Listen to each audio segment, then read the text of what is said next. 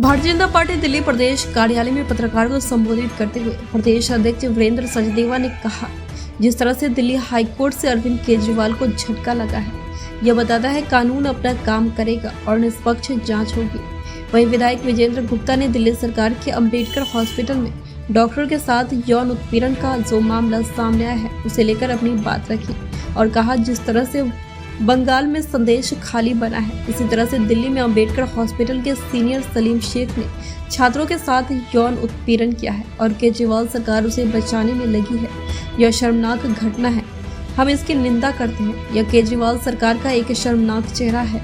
हम उनकी गिरफ्तारी की मांग करते हैं। हमारा संघर्ष जारी रहेगा जब तक आरोपी जेल नहीं जाएगा, हम शांत नहीं बैठेंगे। प्रेस वार्ता में मौजूद हमारे प्रदेश के पूर्व प्रदेश अध्यक्ष और विधायक आदरणीय श्री विजेंद्र गुप्ता जी और उपस्थित सभी पत्रकार साथियों,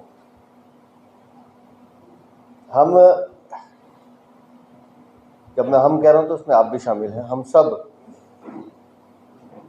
पिछले कई दिनों से दिल्ली में एक राजनीतिक नौटंकी देख रहे हैं और उम्मीद करता हूं कि आज उसका पटाक्षेप हो जाना चाहिए। दिल्ली के मुख्यमंत्री अरविंद केजरीवाल, आपने जिस निर्लज्जता से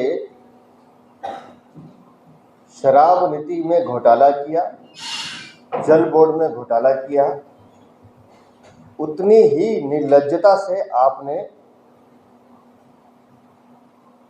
कानून का उल्लंघन करने की कोशिश की।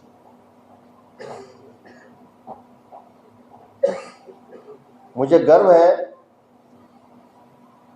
कि हम भारत के संविधान की उस छत्रछाया में रहते हैं जहां सबको समान अवसर तो मिलते हैं, लेकिन अंततः सत्य की जीत होती है। लेकिन मुझे लगता है अरविंद केजरीवाल को ये बात समझने में बहुत देर लगी। दिल्ली के मुख्यमंत्री हैं, इतना अहंकार। मैं दिल्ली का मुख्यमंत्री हूं, मुझे तो प्रोटेक्शन चाहिए। अहंकार की सबसे बड़ी खूबी यह है कि वो आपको महसूस नहीं होने देता कि आप गलती कर रहे हैं। यही अरविंद केजरीवाल के साथ हुआ। बहानों में उलझ के रह गए अरविंद केजरीवाल, वरना सच्चाई का सामना करना इतना मुश्किल नहीं था। पहले दिन से संबंध वैध था, आज तक वैध है, जिसको आप अवैध कहते हैं। पहले दिन से आप उसकी अवहेलना करते रहे, उसी अवैध संबंध की जमानत के लिए आप कोर्ट गए और उसके बाद 2 दिन में लगातार 2 बार माननीय न्यायालय के पास जाकर जो प्ली आप रख रहे थे उसको आज दरकिनार कर दिया गया और कह दिया गया कि सच्चाई ये है कि कानून सबके लिए बराबर है, वो चाहे भारत का कोई साधारण नागरिक हो या दिल्ली का भ्रष्ट मुख्यमंत्री हो, और आपको उसका पालन करना पड़ेगा। कब तक भागेंगे आप? और पहले दिन से भारतीय जनता पार्टी भी जानती थी, दिल्ली की जनता भी जानती थी और इस बात को हम बार बार कह रहे थे कि अरविंद केजरीवाल, शराब नीति बदली क्यों, उसका कारण बताओ। उसका कारण सिर्फ ये था कि भ्रष्टाचार, और आपकी सहमति से ये भ्रष्टाचार हुआ है, ये बात हम सब जानते हैं, दिल्ली की जनता भी जानती है और अरविंद केजरीवाल तुम खुद भी जानते हो। अजीब नज़ारा देखने को मिल रहा था कि हम जांच में तब जाएंगे जब आप हमें ये अनुमति दें कि जांच एजेंसी या जो भी कानून की धारा है आपके ऊपर वो लागू नहीं होंगी। ऐसे कैसे हो सकता है? मुझे खुशी है इस बात की, माननीय न्यायालय ने आज स्पष्ट किया कि कानून सबके लिए बराबर है और मैं उस निर्णय का स्वागत करता हूं और बार बार कहता हूं कि ईश्वर के घर देर है, अंधेर नहीं है। जिन दिल्ली वालों को आपने लूटा है अरविंद केजरीवाल, उसका हिसाब किताब आपको देना ही पड़ेगा।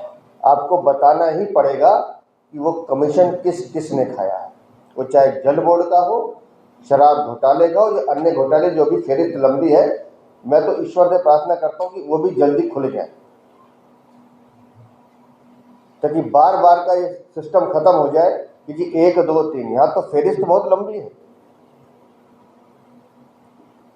और कितनी बेशर्मी से इनके प्रवक्ता, इनके साथी हर व्याख्या को तोड़ मरोड़ के पेश करते थे। हम हर बार एक ही सवाल पूछते थे कि इसका जवाब दे दीजिए कि शराब नीति अगर ठीक थी तो बदली क्यों, उसका जवाब दे दीजिए। या शराब नीति बदलने की जरूरत क्या थी अगर उसी शराब नीति पे वापस आना था जो आज चल रही है। एक मोटा खेल दिल्ली को बर्बाद करने का पिछले 8 9 10 सालों में खेला गया है और इसलिए मैंने कहा कि मैं उम्मीद करता हूं कि अब ये नौटंकी बंद होगी। आप जांच एजेंसी के सामने जाएंगे, अपना जो तथ्य है उसको स्पष्ट करेंगे और सच्चाई जो सब जानते हैं वो अब सबके सामने और स्पष्ट रूप से आए, ऐसा मेरा मानना है। बहुत बहुत धन्यवाद। जिन्होंने मेडिकल कॉलेज में पढ़ने वाली छात्राओं के साथ वाइवा के समय उनके साथ उनका यौन शोषण किया और ये संख्या मात्र वाइवाओं तक सीमित नहीं है। ये कांड मेडिकल कॉलेज में लगातार कई महीनों से बड़ी संख्या में वहां पे पढ़ने वाली छात्राओं के साथ किया जा रहा है। ये दुर्घटना जब सामने आई, जब 2 छात्राओं ने इस पूरे मामले की 31 जनवरी को शिकायत की, जिसके आधार पर 22 फरवरी को FIR लॉन्च हुई। किस तरह आम आदमी पार्टी, केजरीवाल और स्वास्थ्य मंत्री दिल्ली सरकार इस पूरे मामले में प्रिंसिपल को, सलीम शेख को और नीला वर्धन को, कोऑर्डिनेटर को, इन तीनों को बचा रहे हैं।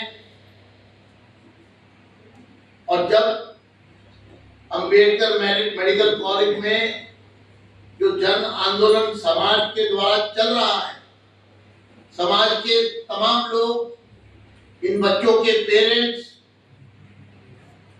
और उस जन आंदोलन को, समाज के आंदोलन को भारतीय जनता पार्टी का पूरा समर्थन है। हमको अपना समर्थन देते हैं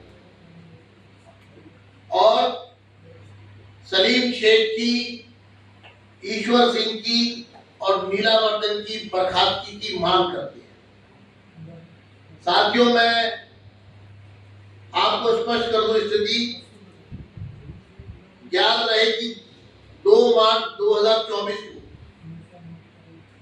जिन 2 छात्राओं ने FIR लॉन्च की कि हमारे साथ दुर्व्यवहार किया गया, हमारे साथ यौन शोषण की घटनाएं सामने आई हैं, उसके बाद छात्रा की मां को कॉलेज बुलाया जाता है और उसकी एक लिखित कंप्लेंट उन्होंने थाने में दर्ज की। मैं वो संक्षिप्त में पढ़कर सुना देता हूं। मैं doctor so and so, mother of so and so, FIR number so and so, 22 फरवरी 2024। श्रीमान, आपको प्रार्थना पत्र के माध्यम से ये जानकारी देना चाहती हूँ कि Shri Ishwar Chandra, director and principal, बाबा साहब अंबेडकर मेडिकल कॉलेज एवं श्रीमती नीता वर्धन एवं अन्य सदस्य आज 2 मार्च 2024 समय 12 बजे के आसपास ऑफिस में बुलाने पर गई। साथ में मेरी बहन और उसके हस्बैंड भी थे।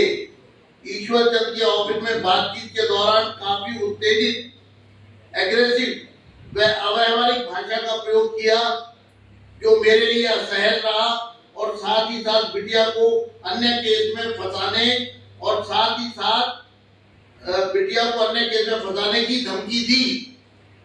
यानी कि जब छात्राओं ने एफआईआर लॉन्च की तो जो कल्प्रिट है उन्होंने मां को बुलाकर ये धमकाया कि आपकी बच्ची को और मुकदमों में फंसाया जाएगा, उसके ऊपर एफआईआर करने और उसे सस्पेंड करने की भी धमकी दी गई। बच्ची को ही सस्पेंड करने की धमकी दी गई, पेपर ना दे सके, ऐसी उनकी रणनीति है।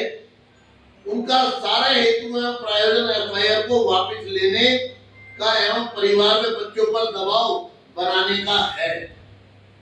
ये एफआईआर कंप्लेंट वापस ले ले। अतः महोदय, आपसे विनम्र निवेदन है कि ऐसी धमकी एवं अव्यवहारिक बातचीत पर ईश्वर चंद एवं नीता वर्धन पर संज्ञान लेने का कष्ट करें। भावी भविष्य में बच्चे पर किसी भी प्रकार का मानसिक, शारीरिक एवं शैक्षणिक शोषण एवं दुरुपयोग करने पर इन पर उचित कार्रवाई की आशा करती हूँ। ये तो मां की व्यथा है। अब किस तरह केजरीवाल ने सलीम शेख और ईश्वर सिंह को बचाया, वो मैं आपके समक्ष ने जो बोला वो झूठ बोला, गुमराह करने वाला बोला। और जब मामला प्रकाश में आ गया तो जिस तरह हर बार होता है कि आरोप प्रत्यारोप करो और पतली गली से निकल जाओ, उन्होंने कहा कि ईश्वर सिंह के मामले में कार्रवाई पर डिले किया जा रहा है, जबकि वास्तविकता क्या है? चीफ सेक्रेटरी ने ईश्वर सिंह प्रिंसिपल को रिमूव करने के लिए 14 फरवरी 2024 को file chief minister Shri Kejriwal, जो कि चेयरमैन है national capital civil services authority, के पास भेज दी थी 14 फरवरी को कि इसको रिमूव करो। घटना 31 जनवरी की है। 14 फरवरी को भेज दी डिस्पाइट रिमाइंडर। उसके बाद file is pending with CM since 14 फरवरी 2024। 14 फरवरी 2024 से मुख्यमंत्री केजरीवाल ने फाइल को दबाया हुआ है। इसके बाद रिमाइंडर जाते हैं उनको 4 मार्च 2024 को, 7 मार्च 2024 को और 13 मार्च 2024 को, लेकिन उसके बावजूद उसको उस पर कोई कार्रवाई नहीं की जाती है। इसकी और तहकीकात की गई तो मालूम चला कि सत्येंद्र जैन जब मिनिस्टर थे तो उन्होंने गैर कानूनी तरीके से जो आम आदमी पार्टी के समर्थक लोग हैं उनको यहाँ पर बिठा दिया है, अपॉइंटमेंट दे दी है और वो टेम्पोररी अरेंजमेंट था। लेकिन रेगुलर अपॉइंटमेंट ना हो सके, इसलिए आम आदमी पार्टी इस तरह के आदमियों का समर्थन कर रही है। अब आइए सलीम शेख के मामले में। सलीम शेख के मामले में भी डायरेक्टर ऑफ विजिलेंस ने हेल्थ सेक्रेटरी को चिट्ठी लिखी और लिखकर कहा कि ये जो मामला है इस पर आपने मैटर अभी तक विजिलेंस के पास क्यों नहीं भेजा, और हम चाहते हैं कि इस पर इनके ऊपर तुरंत डिसिप्लिनरी एक्शन हो, तो आप ये हमें तुरंत डिटेल भेजिए, क्योंकि सेक्शन 45H2 GNCT एक्ट 1991 उसमें डिसिप्लिनरी एक्शन लेने का जो ग्रुप ए के जो ऑफिसर्स हैं, doctor Salim Sheikh group A के ऑफिसर हैं और वो भी केजरीवाल जी के बिना अनुमति के, रिकमेंडेशन के उनके ऊपर कोई एक्शन नहीं हो सकता। तो सेक्रेटरी हेल्थ ने फाइल इसलिए नहीं भेजी कि जिससे कि सलीम शेख को बचाया जा सके। पिछले 3 महीने से दिल्ली की सरकार इस पूरे मामले में एक भी दस्तावेज उपराज्यपाल के पास भेजने को तैयार नहीं है। जब से ये मामला हुआ फरवरी और ये मार्च का जितना लगभग 50 दिन से एक भी दस्तावेज एलजी के पास भेजने के लिए तैयार नहीं है, जिसके कारण इस तरह के लोग, और मैं आपको जानकारी देना चाहता हूं, जिस दिन ये जो संदेश खाने वाली स्थिति दिल्ली में है, ये मात्र 2 छात्राओं तक सीमित मामला नहीं है। ये तो कम से कम इसमें 50 से 70 से ज्यादा छात्राएं अपने पूरे इस महीनों से जो ये चल रहा है यहाँ, इसमें सामने आने को तैयार है, लेकिन डर के मारे वो इस पर कोई कदम उठाने में मजबूर है, उनको डराया जा रहा है। समाज का जो आंदोलन है उसमें बहुत बड़ी संख्या में महिलाएं शामिल हैं। वहां पर धरना प्रदर्शन चल रहा है और अगर कार्रवाई नहीं हुई, ये किसी राजनीतिक दल का आंदोलन नहीं है, ये मैं आपको स्पष्ट कर दूं, ये समाज का आंदोलन है। जनता निकल पड़ी है, जनता आंदोलन कर रही है, क्योंकि बच्चियों के साथ, छात्राओं के साथ आम आदमी पार्टी की सरकार, केजरीवाल, ये दुर्व्यवहार उनके शासनकाल में किया जा रहा है और उनको शेल्टर दिया जा रहा है।